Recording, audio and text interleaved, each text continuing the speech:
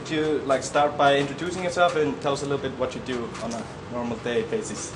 My name is Michael Boyle. I'm a strength and conditioning coach from right outside of Boston, Massachusetts. So I guess day-to-day basis, I work with the women's national ice hockey team, which will be our women's Olympic team. I work with the Boston University ice hockey team, which is a Division I collegiate program. I have personal training clients, a small number, 5 or 6 sort of adults in my age bracket, 50 to 60, that I train. I have a strength and conditioning business that has 3 facilities. One is, and I can't do the square meter thing for you, but one of them is about 12,000 or 14,000 square feet. Another is about 7,000, and the smallest one is 2,500. So we have 3 facilities there. We've got about 20 employees.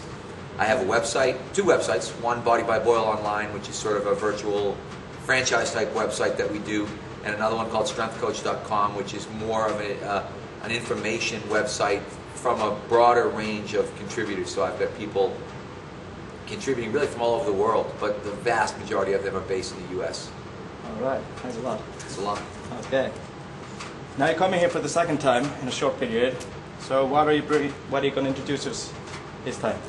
Well, this time I think we're just going to take the thought process from last time hopefully a step further. I think we didn't get to do enough of the practical stuff last time, so we're going to really look at this idea of how do I design a workout. I think the beginning part that you guys sat in on was looking at this idea of where does our philosophy come from? Do we simply copy somebody's philosophy and then go out and duplicate it someplace, or do we think about what the best way to do this? So hopefully what I'm going to introduce is this idea of best practices. This is 30 years for me of looking at information and figuring out what's the best way to do this. How am I going to do this in such a way that I get the maximum benefit with the minimum disruption? I guess I don't want anybody getting hurt, but I'd like everybody to make a lot of improvement.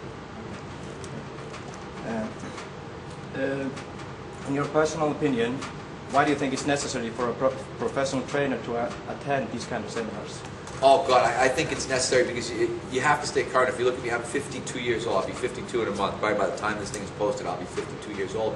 I'm at seminars all the time, reading books. I don't think information changes so incredibly rapidly. What we thought we knew 20 years ago, what we thought we knew 10 years ago, what we thought we knew 5 years ago, it's always changing. If you're not out there listening to the best people in the fields of training, of therapy, of exercise science, then you're going to fall behind because the field is consistently evolving. You got to evolve with it. Yeah. Could you tell me in a few words, if you want to make a living as a coach or a professional trainer, which are the things you need to emphasize on? Could I tell you in a few words? Probably not. I'm not good with a few words, but I can tell you in a lot of words. I think, in all honesty, the number one thing is education. You have to have the information. You have to be an expert in the subject matter. And then I would tell you number 2 is personality. Particularly in coaching at the professional level, you have to be able to get people to want to train. If you're training athletes who get paid to play their sport, they have a choice. I'm lucky in terms of my collegiate athletes, they don't really have a choice. They're there in college, they're on a scholarship, they do what we tell them to do. The professional athletes that I deal with come willingly because they believe I'm going to help them get better. So I think you have to have that right combination of information and personality to be successful. I don't think you can just have the information, and I don't believe you can just have the personality. I think you've got to have those 2 things. What message do you want to give young trainers who are starting their careers? The young trainers, train. Get out and train clients. Do a lot of sessions. Because I think it's an experiential learning process. You're going to learn by training people. I think right now what we're seeing is a big trend towards books and the internet and DVDs and videos, and it's all great. I think you have to learn the information, but at some point you have to be training real people. That's why I just said in the seminar, train your mother, train your brother, train anybody that wants to be trained in the beginning so that you start to figure out the human part of this, the human relations part. I always say it's called personal training for a reason, and it's called coaching for a reason. In personal training, you're training a person. In coaching, you're coaching a person. And I think sometimes we lose sight of the person. We're so immersed in the information that we forget that the information's got to go into a person. It's not going into a machine. So I think that part of getting out there and actually being in the gym training athletes, running practices, running sessions, doing all that stuff. That's what young trainees should be doing. Will we see more of Michael Boyle on seminars in Iceland in the future? I think so, yeah. You know, in all honesty, I love it. I love the people. My wife loves it here. We always have fun. Gunhilda does a wonderful job of making it a fun experience when you're here. Yeah. So that's why I tell my friends back in the States that they should come and do a seminar here. More so, yesterday we rode horses. The day before that we got a massage. Last time we came, we went to the Blue Lagoon. There are just all these things. Iceland is a really sort of unique and cool place, and part of my philosophy now about doing seminars is I'm not just going someplace because I can get paid. I'm going someplace that I can go with my wife, or that I can go with my wife and my kids and have an experience. So to me, it's much more about the experience than it is about the money. Okay. So, have you learned any Icelandic words? No.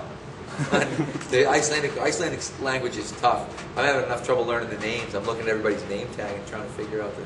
So that when you get back, you'll probably pick up a few or something. That's one for the last question. So what do you want to say to the people? This is from the seminar, what we heard from you earlier. What do you want to say to the people in Iceland that are thinking about going to do CrossFit or are already doing it? What I would say is stop. Which is terrible because I know it's getting bigger and bigger. We were just talking to one of the other gym owners, and he said that there's 3 CrossFits in his little town of 18,000 people.